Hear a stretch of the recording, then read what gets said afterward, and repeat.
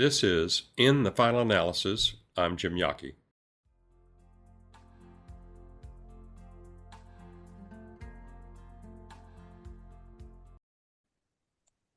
Welcome back, everyone, to the In the Final Analysis podcast. We are back for season 2 with the full team here.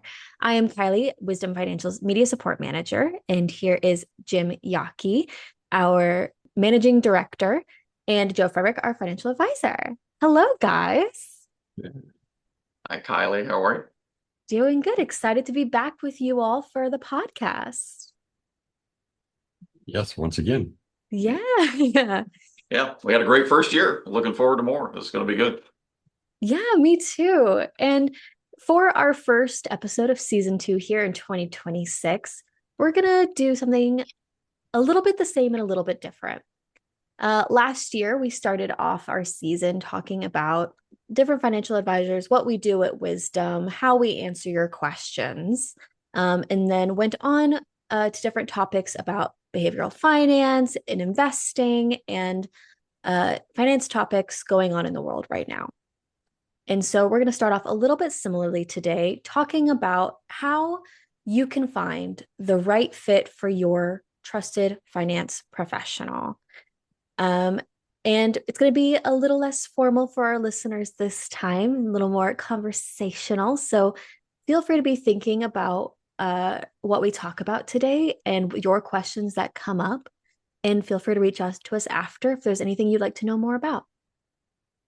And as we get started, I just kind of want to set a hypothetical to you both, Jim and Joe. Let's say that someone is just getting started, looking for a financial professional to help them make sense of their finances and their plans for the future. Here in spring of 2026, there is a lot of uncertainty and volatility in the world at the moment.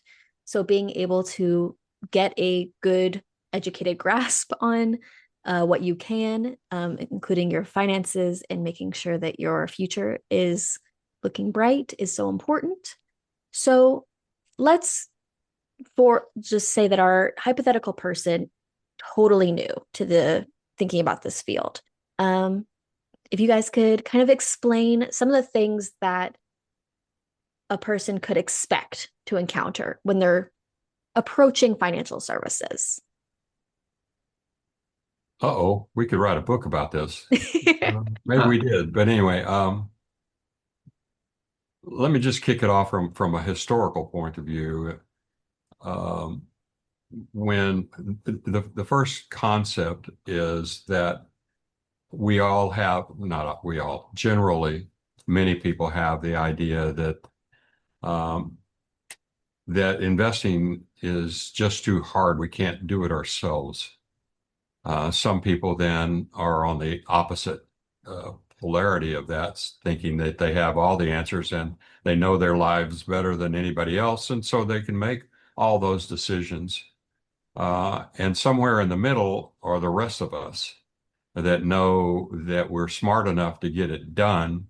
We're willing to expend the time to make the decisions necessary to reach financial goals. And we know that we can research today with the internet. You can research just about anything, and that's good. It predicated on the idea that you follow up with knowing where that information is coming from by checking the citations. And not everybody's going to be patient enough to do all of that. So the first element of all of this is knowing what we want, how we're going to get it, how much help do we need, and all of those are personal and emotional decisions that we make on our own. And the practicality of this over 46 years in the business, I have to say, look, whether you think you know enough to do it all on your own, or you think that you don't know anything and need complete help, there are two things that have to happen. One is whoever you talk to, you have to trust. That doesn't necessarily mean that you have to trust your next door neighbor or the person that works with you to help you make your own decisions, because they make their decisions in their own realm. And oftentimes what they're doing and what they are aspiring to do is not going to fit in your life. So having said that, the first thing that you need to do is sit down and really think about who you are, how you do things, and how much help you are going to need in order to definitively find specific objectives that you would like to achieve in the future. And I I have probably a telephone number of a good therapist somewhere in here that might help with all of that. But it's not that hard. You sit down with your family, at least your spouse or your significant other, and say, what what do we what do we have? What do we owe? What do we aspire to have in the future? And why do we want that in the future? And you answer that question by asking another question is what do we want realistically based upon where we are in life? What do we want the next 5 years or 6 years or something to look like? I think trying to look out beyond 5 or 6 years is not useful, but having a candid conversation between you and your significant other um, is probably the right thing to do to kind of get guardrails on what it is that you are planning to do with saving and investing your money for the future. So that's the first thing. And then the second thing is judging what kind of a person do you want helping you. And Joe's can probably add some more current uh, visualizations of what Joe's been in this 5 or 6 years, and I've been in long enough to have worked with all kinds of financial advisors over the years. Indeed, I think I told you before that I spent about 35 years where the financial advisors were my clients for a mutual fund company or whatever.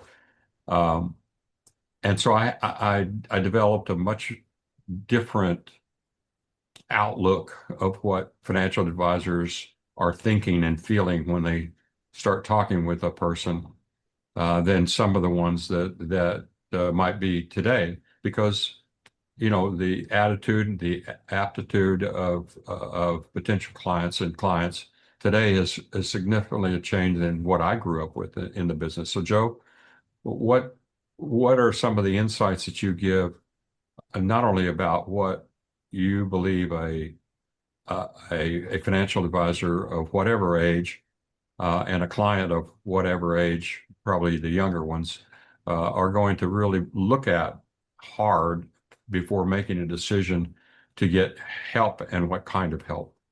Go ahead. Yeah.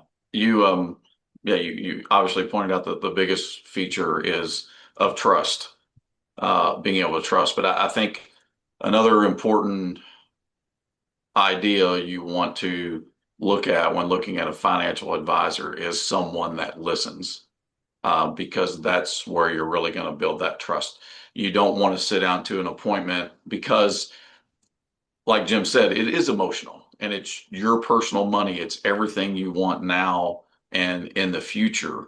But as a client or looking at a financial advisor, you have to have that trust because you have to reveal everything to this person because it's important in that client relationship that the financial advisor does know everything, and they have to be able to listen because it gets, when you're looking at risk factors and things like that, you must understand where the person is at. So a good financial advisor being able to listen, if they go in dominating the conversation, the client is turned off in no matter of time because that trust.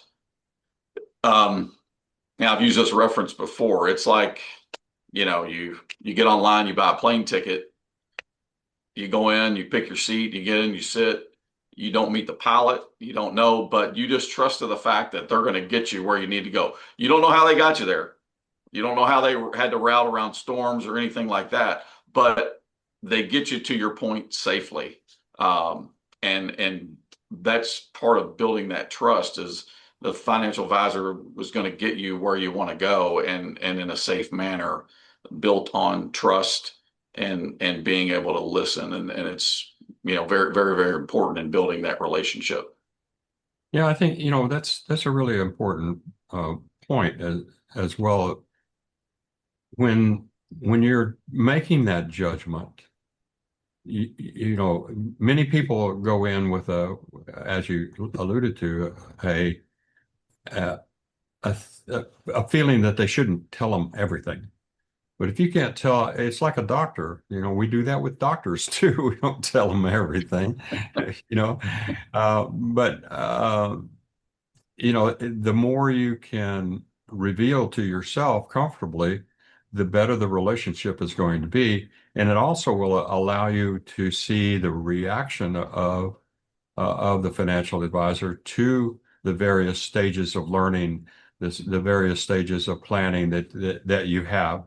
And do they join in with that? Ask you more penetrating questions? And those penetrating questions are more than just what do you want?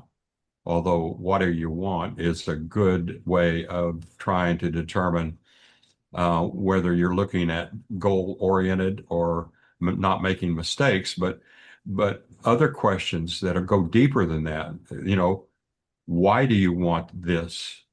And trying to really dig in with the discussion that you have. If they're asking those kinds of penetrating questions, you know that they're really interested in you and your family and trying to match what the alternatives are for you to what you and your family really are, both emotionally and that's a very difficult thing today. The industry is trying to come out with all the behavioral analysis and we're getting a lot of psychological methodologies sent to us in terms of biases and all that stuff, which we've talked about before. But the truth of the matter is that we're the only ones that can determine where our emotional uh, draw lines in the sand are. And so if a financial advisor is trying to push you to where those lines are, you know that that person is probably really interested and going to stay interested in helping you over the long haul. Because life sends us in a lot of directions um, that especially the more experienced the advisor is, they've seen more of those changes that evolve with time and how the life changes that we go through, and maybe has helped a few people through some of the difficult times and the good times. And that is important information to be able to help guide you as the client as well. So I think it, penetrating questions, and you're trying to give them enough information, but you're also trying to get them to ask for more information. Because if they're asking for more information, you know that they really have an interest in satisfying what you need and where your emotional lines in the sand are. And it's a difficult thing to find too, but it's worth the time and the effort to help develop a long-term trust with someone. So when you're walking down the hall or you're walking into church or out of church or whatever, and you're passing people that and maybe you trust some of them, but you say, hello, how are you? And you expect what? Oh, I'm just fine. Or, oh, I've done this, that, and the other, so you have a conversation there, but it seems it has a degree of familiarity and that gives you a little bit of comfort.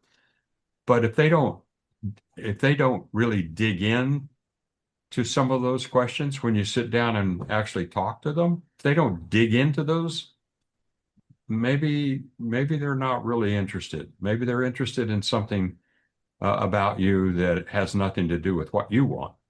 So be careful with those things and look for penetrating questions. And if they're not providing penetrating questions, then you probably need to move on. So I'll just throw that out there for the behavioral finance guys too.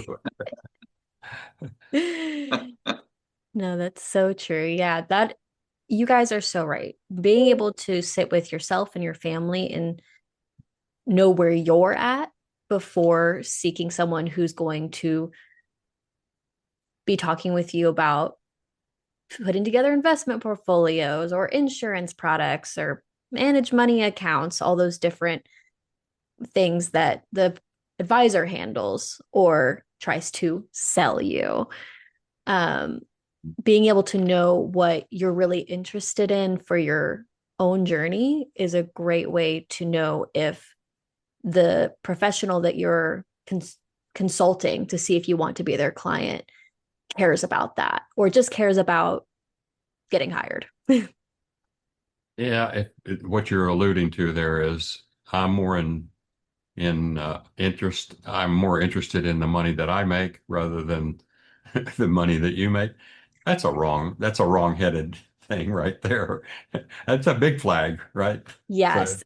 And I hey, feel like there can be some signs even when you're just scouting for who to even begin talking to. Um, Coming from a more uh, marketing viewpoint myself, there's just different connotations to how you even find out about a service, whether it's you see them selling their course on TikTok, or if you saw like a TED Talk presentation from them on a related topic, or you're a referral from someone you know in real life or from a Reddit thread. Like there's different psychology to how a uh, professional lets you learn about them and how they present not only their services, but the type of clientele that they're looking for. And do you fit with their ideas for what success could look like? What is your definition of what a successful client professional relationship looks like? And do those match up even before you meet them, do you think?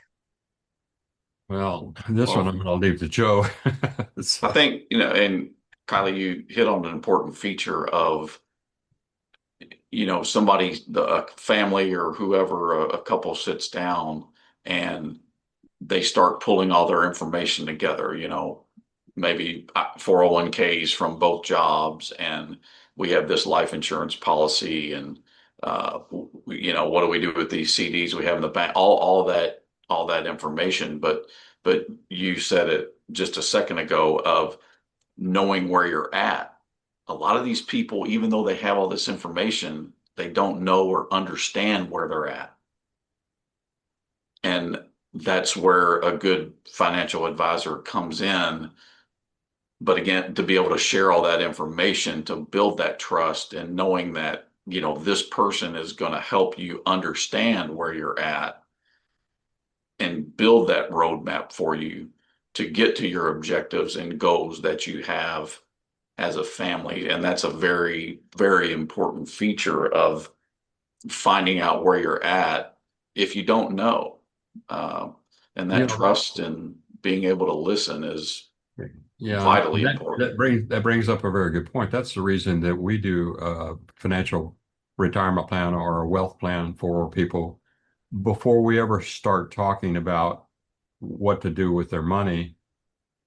And of course, we never charge on those things because it helps us as much as it does the client, because we're asking all those exact same questions about where you are, and it helps you along the path of knowing where you want to go to, which is a difficult time to, it's impossible to predict what's going to happen tomorrow, much less 5 years from now. So that plan that Joe's talking about is incredibly important.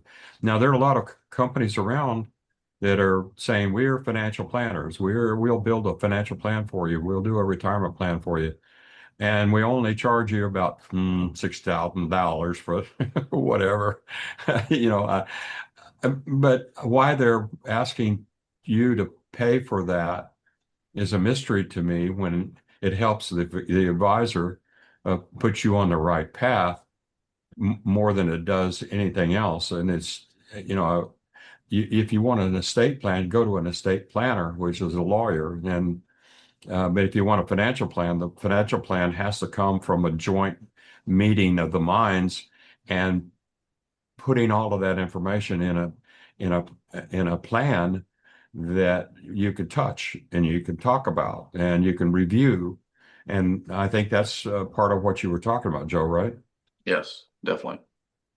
Yeah, because we have here for Jim and I mean, we have things here in place. As he said, we don't charge for a financial plan. We've sat down with many people and allowed them to use tools and resources that we have to help them that they can continue to use. And they may not be clients, but we want to help people in the best way we can, throughout, whether they become clients or not. That's important to us. I might be a little biased because obviously I work for us, but that's one of my favorite things about Wisdom is our dedication to making sure that we have wide available educational resources. So not only our clients are getting our knowledge and experience and wisdom, but like we are really trying to make sure that everybody has the opportunity and the accessibility to learn financial literacy, to understand where they're at and where they want to go and get to know their money mindsets, and just making sure that we are really embodying our education first type of business. The, the point is, education is a whole game, right? Mm-hmm. Wouldn't you, Joe, you agree to that? Oh yeah, definitely. And I've learned this not only through the years that I have worked with individuals and financial advisors, but the truth is, in the last 12 or 15 years, as you become a financial advisor and you really get involved in clients' lives, I mean, you get to know them as you're almost an adjunct to the family if you're doing things right. The real concept is you're helping them become a better a better investor by the education that they get. And everybody, and Joe, you detail this too. Any new clients we get, you say, "Hey, look, the reason you pick us is because if you work with us, you're going to become a better advisor yourself. You're going to know more. You're going to be able to make better decisions, and we'll help you along that course." And when you go to the website, wisdomchoice.net, you're going to find education all over the place. Anything that you possibly could want to learn at any moment in time is probably represented there somewhere on that website. And if we don't have it, call us and we'll get it.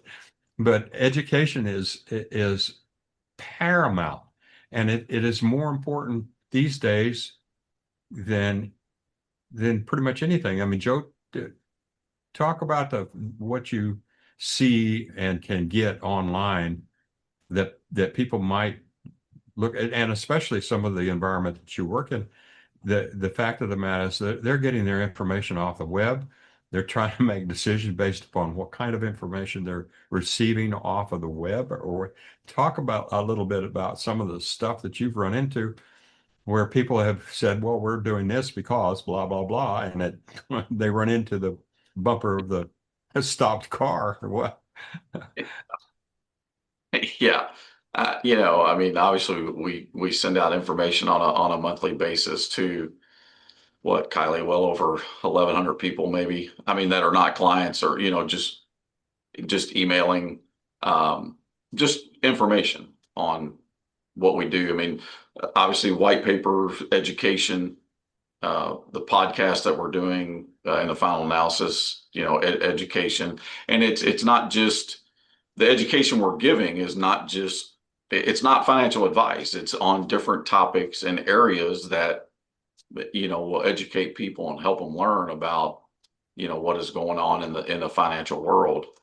To help them make better decisions on what they're doing. So, education is a big piece of the four principles that we stand on, and education is one of them. And we explain to them every time we meet with them is, like Jim said, we're going to educate you and make you a better investor throughout. You're going to understand and know what you're getting into, where you're going, your objectives, your goals, and how all that education is going to help get you to the end piece.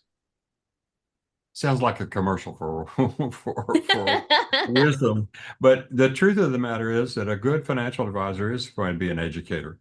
There's no way that you could do this differently. I mean, you could, but not to the benefit of most clients. That's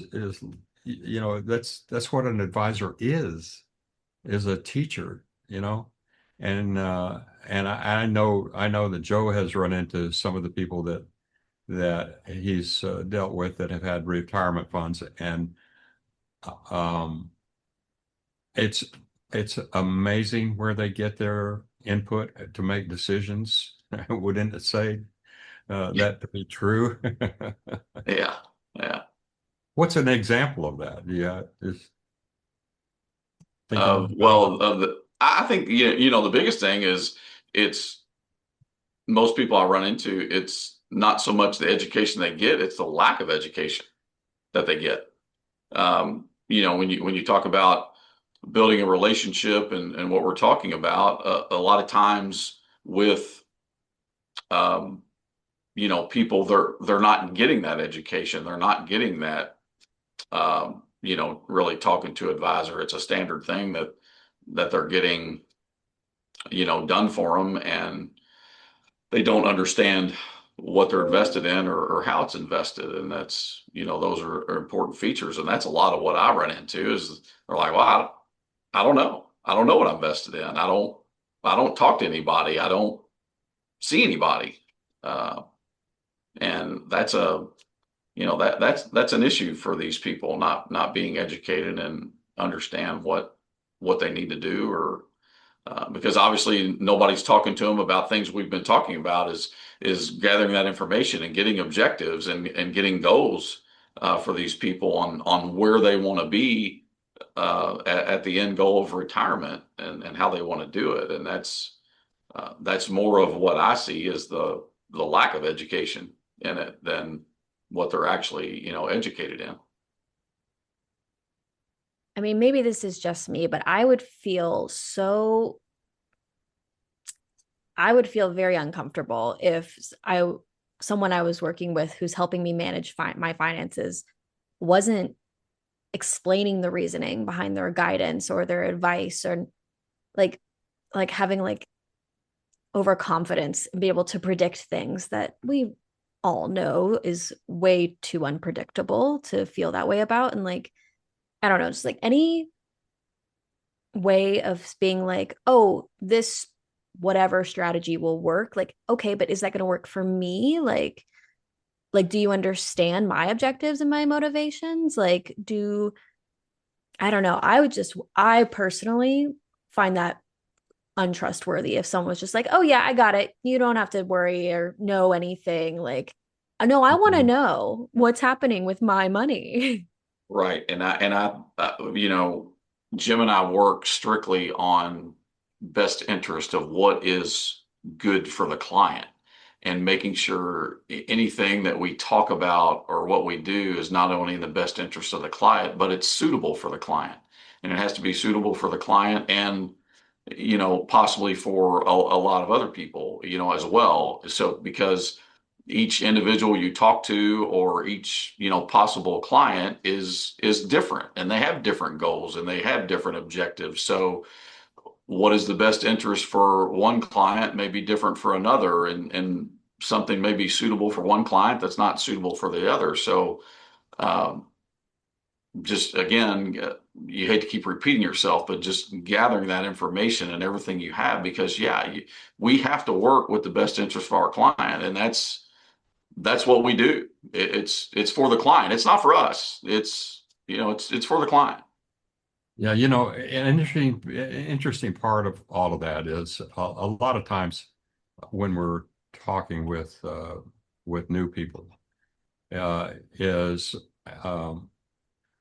the husband and wife, or partner, mainly spouses, they have different ideas of what their objectives should be, and what they want.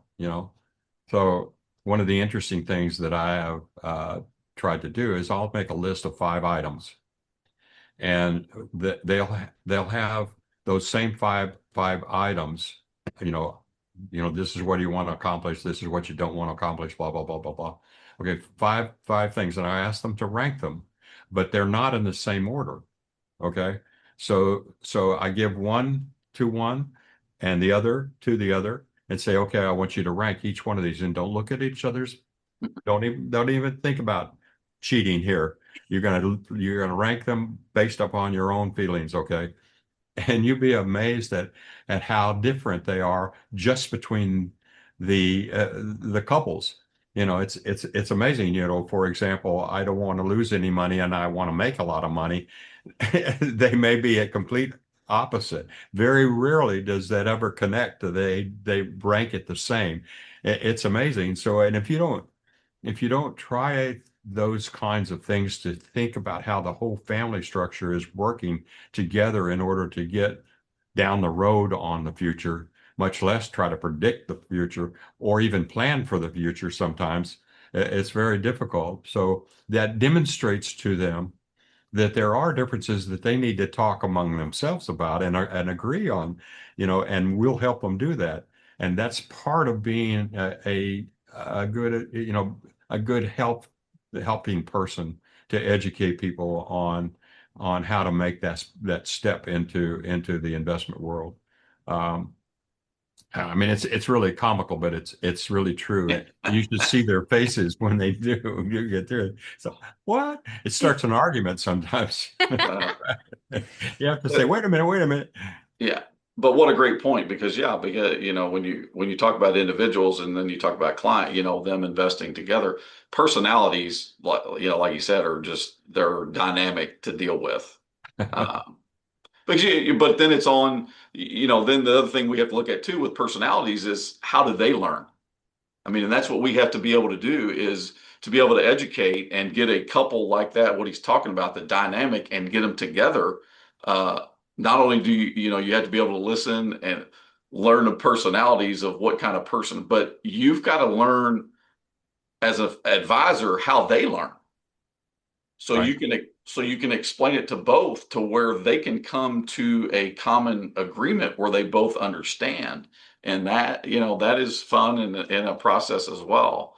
Um, and that's the great thing about this business that I love. That is I was a golf professional for 25 years and taught people golf and was around that atmosphere, and the the satisfaction of taking a golfer and getting them to a level of what they want to do and how they want to hit the golf ball or how they want to play, and watching them get to those levels and see the excitement in their eyes. I get the same feeling here of these type of things of taking even a couple and bringing them together to one common goal and getting them to where they want to be.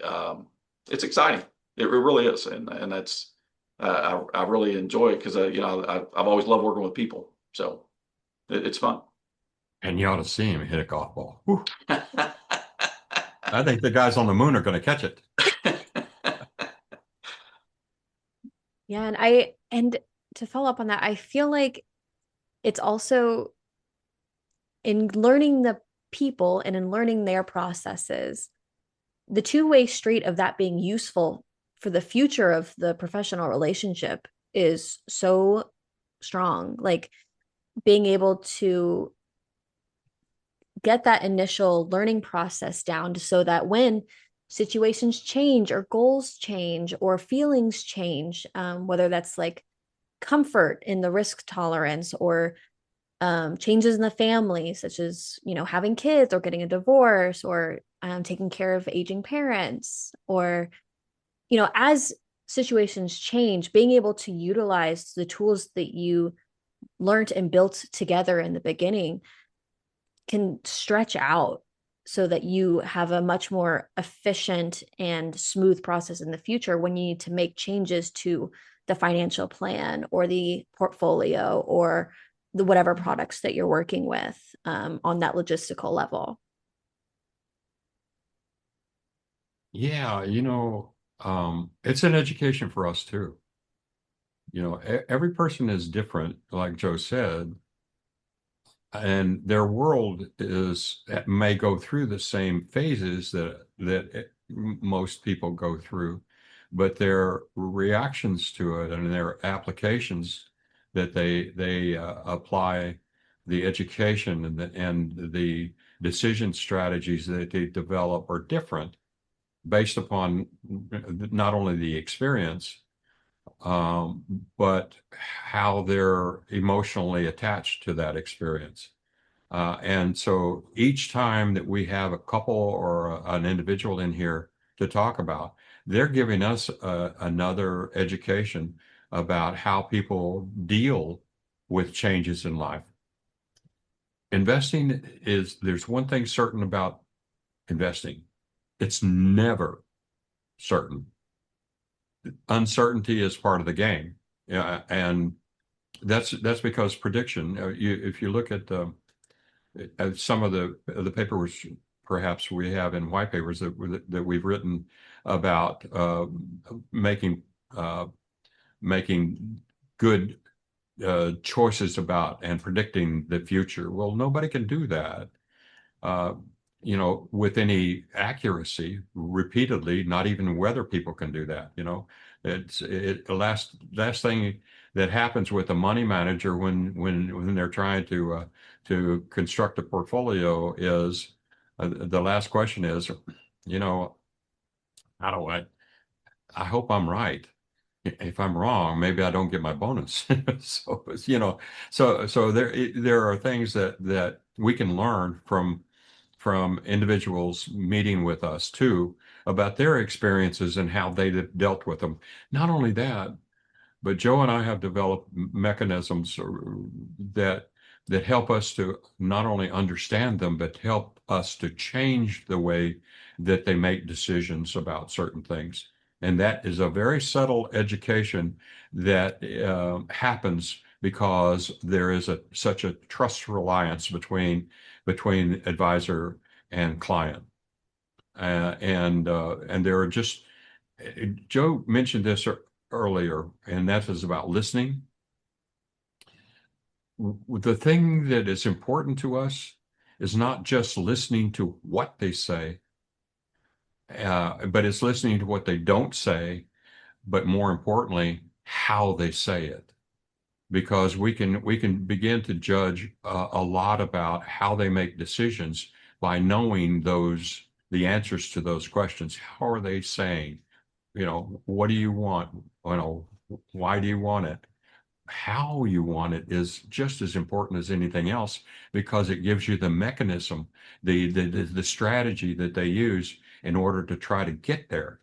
Okay, so if we can see that there's moderation or modification that needs to be happening in that decision strategy, we can jump on that, and say, well, think about it this way. What if, you know? And so those are important pieces of the education that we get by having a strong relationship with a client or a potential client for that matter. I mean, look, theoretically, we're supposed to be salespeople. That's never wrong. Oh, I'm sorry. We're, we're advisors. Okay, so the bottom line is we're not really salespeople. We're advisors that help people. And the things that we have them understand and accept in terms of where to put their money is an adjunct to understanding what they want to do. And so being a salesman is not what we do. I mean, it's just not. You can sit down at lunch with somebody that you don't know. They ask you, "Hey, what do you do?" Say, "Well, I'm a financial advisor." Oh, they say, kind of like the car salesman. Say, "No, no, no. We really do advise people. We educate. We make sure that people completely understand what they're wanting to do and how to do it. And that's what our job is. Picking products and solutions for investing is the easiest part of our business. I mean, you know, you don't have to be a rocket scientist to do that, but you do have to be a scientist in order to find out what it is, how they do what they do, and help them do it better. You know, I challenge our industry on all of that because we're not doing enough of it to help people really reach a functional and satisfying future. So that's just me that talking. Don't let me stop you there, there, Joe. I think that that is a beautiful way to say that for our hypothetical person who is searching for a financial professional to help them get started on organizing their financial life and planning for the future, that to really look out for an advisor who listens, who has the personal touch of care and not just a sales guy, and to make sure that it's a collaborative educational experience for the client. Does that sound like an adequate summary, guys? I think Yeah, so, definitely. Yeah. I guess in the final analysis, when you look at this, if we don't educate, the world doesn't move. Um, it doesn't even rotate. And I'll tell you for a fact that today it's a challenge to be more educated, and you have for once in a lifetime for most of us, and for you younger people, it's the first of a lifetime where you have access to an enormous amount of information. And as long as you're prudent about accepting the truth of what you're getting by doing additional research, asking the question, how do they know this? Or how do they prove this?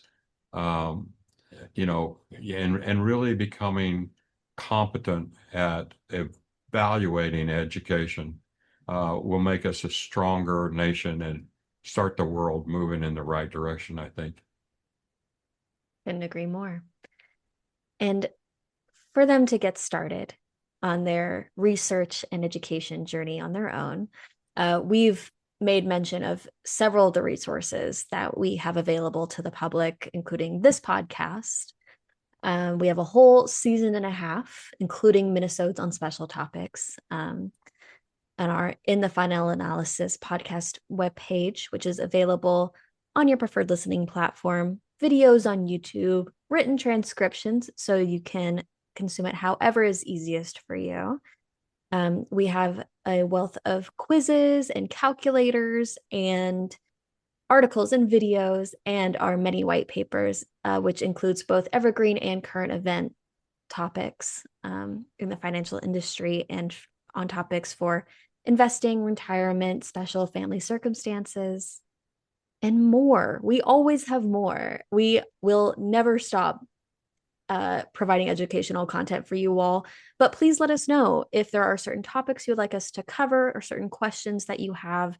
You can always reach out to us through the comments or through the contact form on our website or email, phone. We are here for you. Education first, service second. Please just let us know.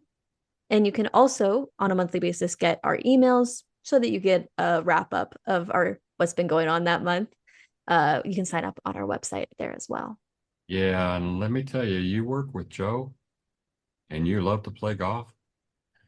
Not only are you going to be able to hit the long ball well, but he is going to take you down a path that will imagine You can only imagine at this moment in terms of working with an advisor that is who he is because of what he is.